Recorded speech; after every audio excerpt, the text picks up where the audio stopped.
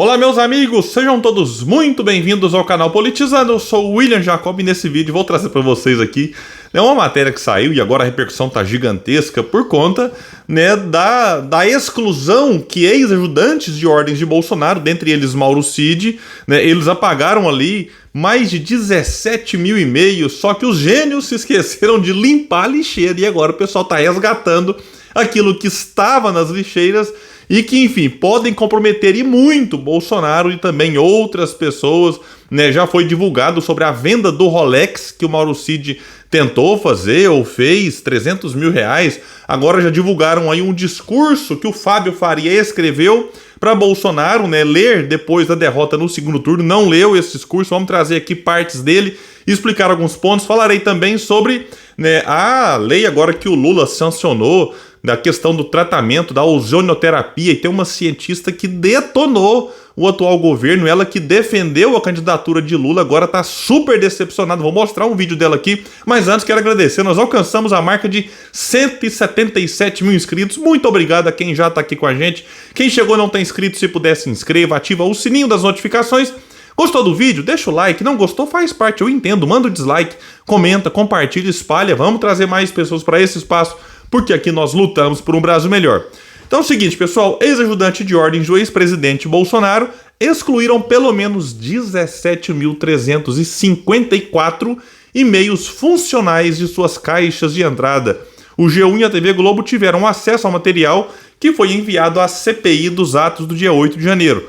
A relação de e-mails foi encontrada na pasta lixeira de cada um dos ajudantes de ordem. É um negócio assim, curioso, Eles apagaram e se esqueceram de limpar a lixeira. De acordo com a empresa responsável pelo programa de gestão de e-mails, para que os itens fossem excluídos definitivamente, era preciso ir até a lixeira e excluir novamente a relação, algo básico. Se eles quisessem evitar no futuro que alguém acessasse os e-mails. Aí pode vir um Bolsonaro e falar assim, não, porque eles não têm o que temer. Não, isso aqui é porque esqueceram mesmo. Teve um que limpou tudo, que é o ex-ajudante de ordens Danilo Calhares. Ele não tinha e-mails excluídos ainda na caixa lá na lixeira. Foi o único que, de certa forma, fez aquilo que eu acho que o Bolsonaro gostaria que todos tivessem feito. Inclusive foi na lixeira de e-mails de Mauro Cid, que apareceu lá o e-mail de Mária Farani, ex-assessora do gabinete pessoal da presidência, sobre a tentativa de venda de um Rolex por 60 mil dólares, o equivalente a quase 300 mil reais. O relógio, segundo mensagem dos ajudantes de ordens, foi recebido em viagem oficial. E aqui vai dizer que já na lixeira de Osmar Crivellati, que hoje trabalha como servidor de apoio ao ex-presidente Bolsonaro, que aparece o e-mail falando sobre a existência de pedras preciosas recebidas pelo então presidente durante uma viagem de campanha pela reeleição em outubro de 2022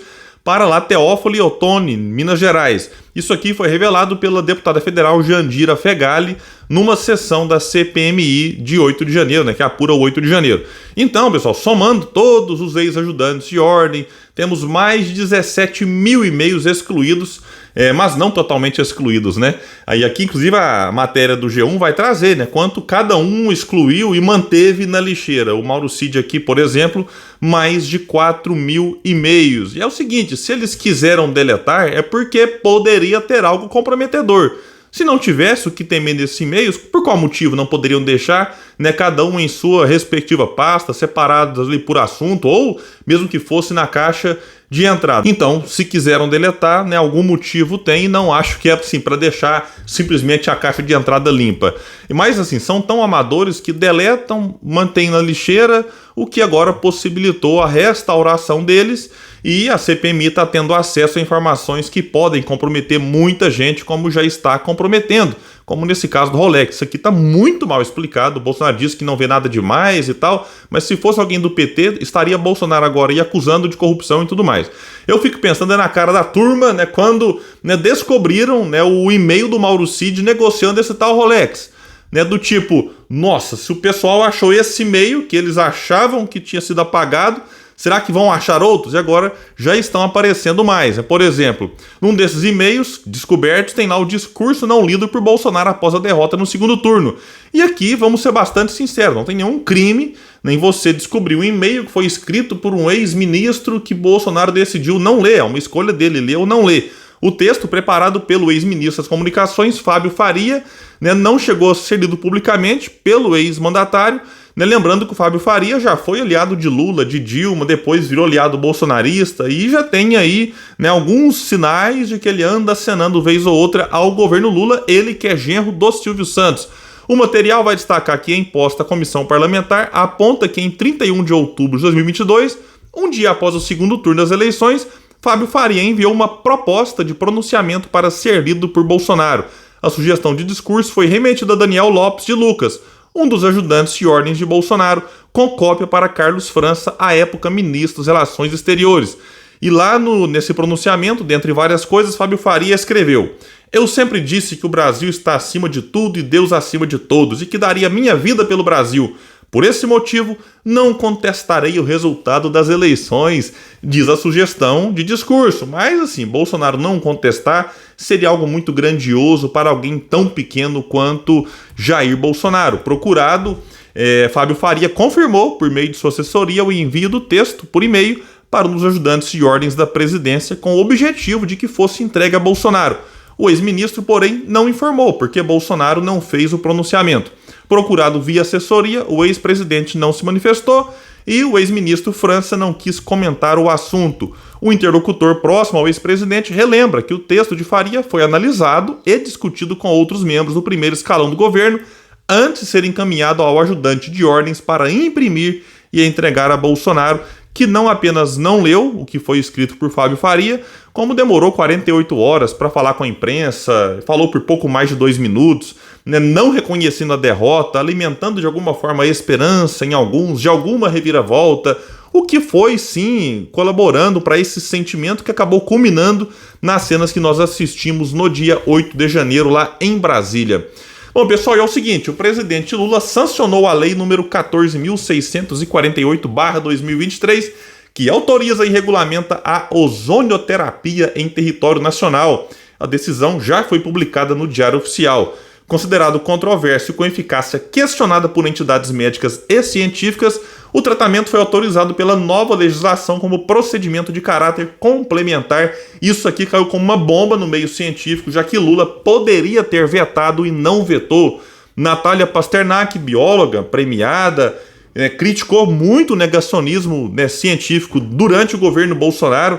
Ela fez um vídeo detonando a decisão do Lula aí de não vetar, enfim, de sancionar essa lei. Eu vou trazer aqui o vídeo que está assim, repercutindo muito fortemente, até porque a Natália foi uma das que acabou defendendo a candidatura de Lula, justamente porque na ideia dela e de vários, e cá entre nós, Bolsonaro de fato é uma aberração no sentido daquilo que a gente viu na pandemia.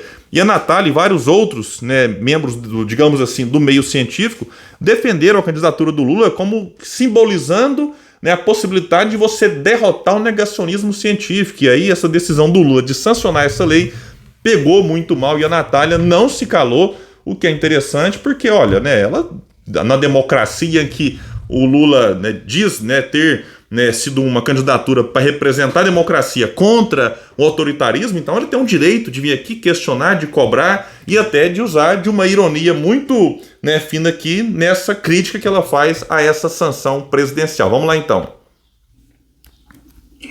O presidente Lula sancionou o projeto de lei que autoriza o uso da ozonioterapia como prática complementar de saúde em todo o território nacional, contrariando todas as recomendações feitas pelas sociedades médicas e científicas, pelo próprio Ministério da Saúde e passando por cima da autoridade da Anvisa, que só permite o uso dessa prática para fins estéticos e odontológicos. Depois de ser aplaudido como o presidente que trouxe a ciência de volta, Lula mostra que o amor pela ciência acaba quando a conveniência política bate na porta. A ciência voltou, mas pelo jeito saiu para tomar um cafezinho. Vixe, então aqui realmente palavras duríssimas da Natália Pasternak. A repercussão dessa decisão aqui tá gigantesca nas redes sociais, muita gente criticando. O jornalista do UOL, Josias de Souza, chegou a escrever em sua coluna: ironicamente, a ozonioterapia compôs, em sua versão retal, o charlatanismo dos devotos do capitão no auge do contágio da Covid. Se o Brasil fosse um país lógico, Nízia, que é a ministra da Saúde, atravessaria sobre a mesa de Lula um pedido de demissão. Eu fui nas redes sociais da ministra e ela não havia postado nada sobre o assunto até amanhã do dia 8. E finaliza esse vídeo com um tweet, do Frederico Crepe, que diz o seguinte: eu fico me perguntando qual o sentido em sancionar um projeto autorizando a ozonioterapia depois de anos chamando o Bolsonaro de negacionista.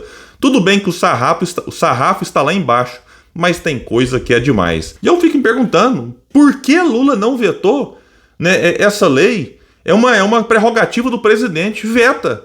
E o veto ia ser reclamado por quem? Por aqueles que apoiaram Bolsonaro, ou seja, ele ficaria ao lado da ciência, da Anvisa, do Ministério da Saúde, da sua ministra.